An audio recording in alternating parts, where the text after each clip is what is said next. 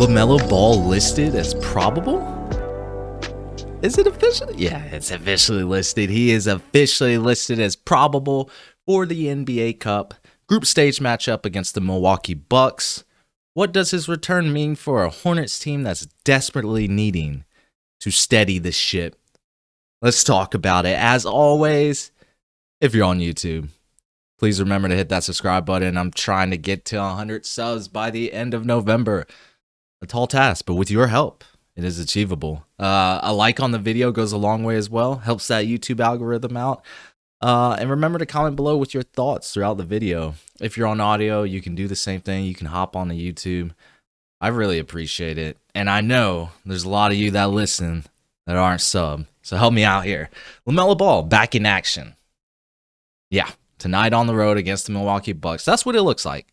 You know, after a week of self-inflicted stress, trade talks, envisioning a future without LaMelo Ball, looks like he's suiting up. Probable. Probable that's like a 90% chance, like 95. Again, looks can be deceiving with this team, so we have to be careful. But this is a time where I'd actually be shocked if he did not play. I mean, that would be very, very, very concerning after he was just, practicing with the Greensboro Swarm. Charles Lee made some positive comments. Like, everything is trending back to the right direction.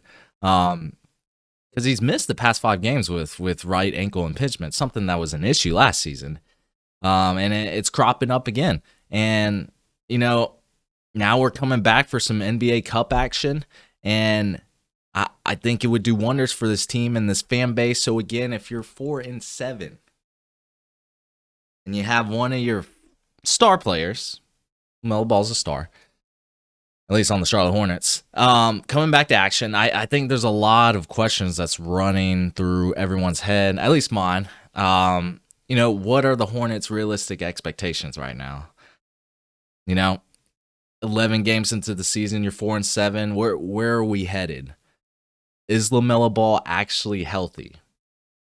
Or are they just trying to I could see LaMelo Ball coming back. Hey, let's get this man's stock up so we can get his trade value back up even higher and get him back on the floor and ball out, right? Or, because I think there's a world where they're like, we could actually build around Knipple. With Brandon Miller coming back, hopefully, seeing him, as in Knipple, on full display the past few games without Ball. Because when you think about it, what were the expectations? What was the floor expectation for Knipple this season in his rookie year? Hey, you're going to be an off-ball perimeter shooter.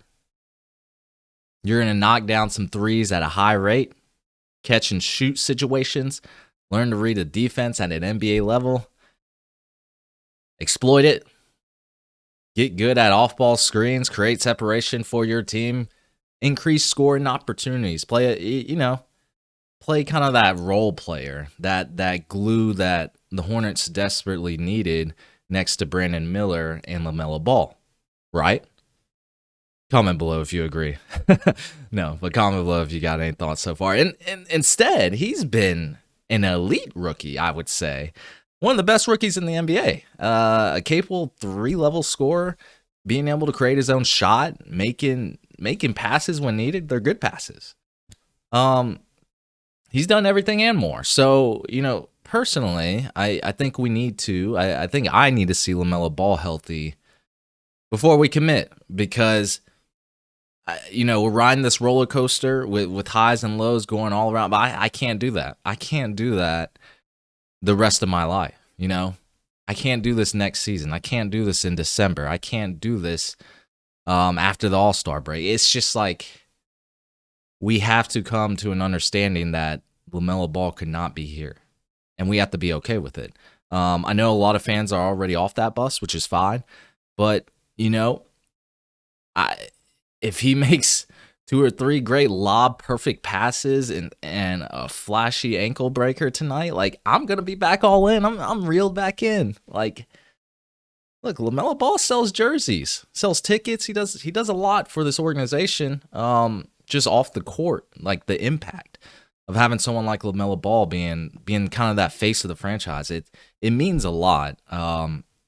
So personally, like I said, I wanted to see him healthy. But gun to my head, yeah, I still want LaMelo Ball in Charlotte. So I'm just hoping these ankles aren't cooked. These ankles are cooked. I can't do it. I can't do these averages of 40 to 45 games a season. It's not going to translate into winning basketball. But with that, like, how do the Hornets get back on track? You need LaMelo Ball back because it looks like Giannis is going to be back. He's going to be suiting up as well.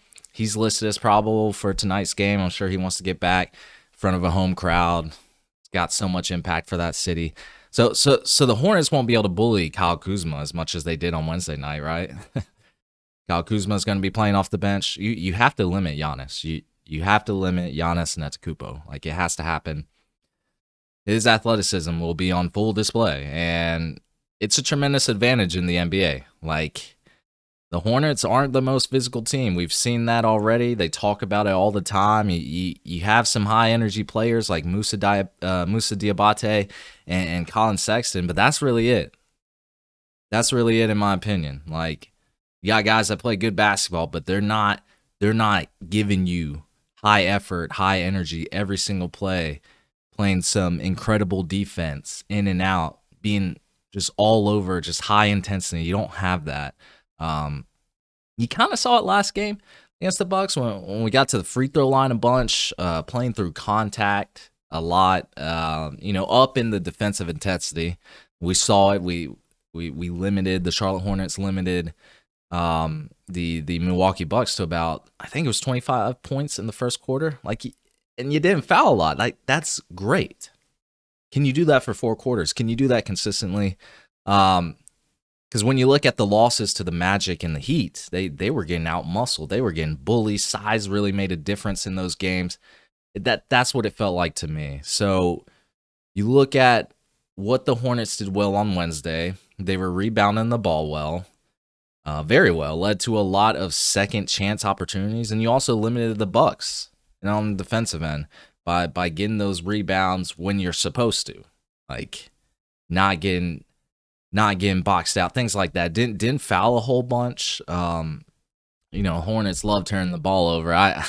That's gonna take a while to fix, but you got a lot of rookies playing, things like that. Don't have all your veterans back. So they also got to the free throw line a lot, and they made most of them. You made most of your shots there. So the Hornets, I feel like when you see them getting to a really good run, or getting up to a double-digit lead, it's always because they're shooting the three-point very well. That didn't happen last game. I think they shot about 30% from three, and it felt like they still blew the doors off the Bucks. A Giannis-less Bucks, but they were in control basically the entire game.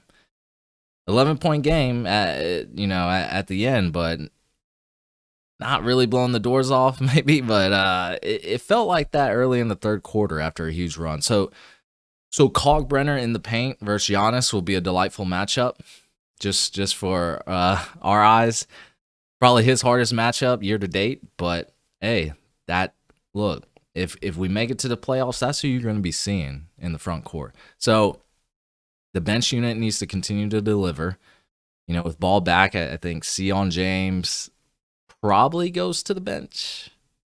Could be Colin. I like Sexton coming off the bench running that second unit.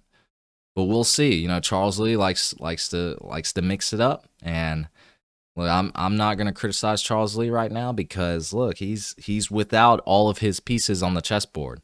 Like, they're missing. So that's not Charles Lee's fault. Pat Connaughton was great against the Bucks, hit 4 or 6 shots, really got cooking in that second quarter. Go ahead, make it another revenge game. He said he ain't got enough revenge. Go ahead, cook more. That's what we need to see. That's what we need. Some shooting talent. Trey Mann got some buckets as well. Musa was amazing in a lot of different departments. That's what you got to do. All of those things put together, but you got to do it consistently. So we'll see what Ball looks like in his first game back, which I think 90-95% he's playing. If he doesn't play, this is a huge setback, and I don't even want to get into that because we're talking about how the Hornets can get back on track, really get another road win, get some points on the board for the NBA Cup. You know, points matter in the Cup. So really get a win because I think they're last in their group. So really got to get back on track for that.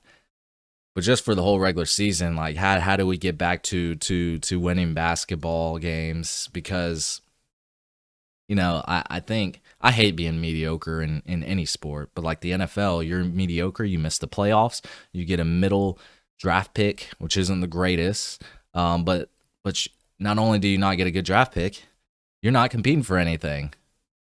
It's just like a lose-lose. So in the NBA, your draft lottery odds go down. Like if you're number one, you're guaranteed a top 5 pick, like the number 1 worst team. You're number 2, you're guaranteed a top 6 pick. Like, but the odds start going down once you start, especially getting out of that 5 to 7 range. Your odds just tremendously go down. And it's not like you can't find talent at those picks. It's just you don't get the first pick. Or the first chance to crack at that talent, to get that dart throw on the board, especially in this upcoming draft. Woo! As we get closer and kind of feel out where the Hornets are going to be, that's going to be fun to talk about. This upcoming NBA draft class is supposed to be yum, like amazing. So we'll see, because we got to get into some more college basketball. But anyway, I think I've talked too much. Again, if you've gotten this far, YouTube, subscribe, like, do all those buttons. Help me out. That's going to be it for this episode, ladies and gentlemen.